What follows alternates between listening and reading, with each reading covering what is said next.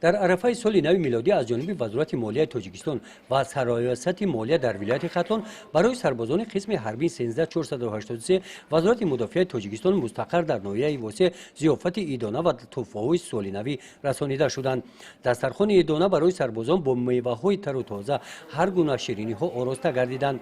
پیش از تمام نصف روزی در جمع عیدانه نماینده ریاست مالیه در ناحیه واسه تبریکات عیدانه وزیر مالیه تاجیکستان را به سهم سربازان و افسران قسم حربی رسانیدند. از جانب رهبری قسم حربی برای چنین غمخوری و توجه با وزارت مالیه تاجیکستان و سرریاست مالیه در ولایت ختلان اظهار منتداری بیان نمودند.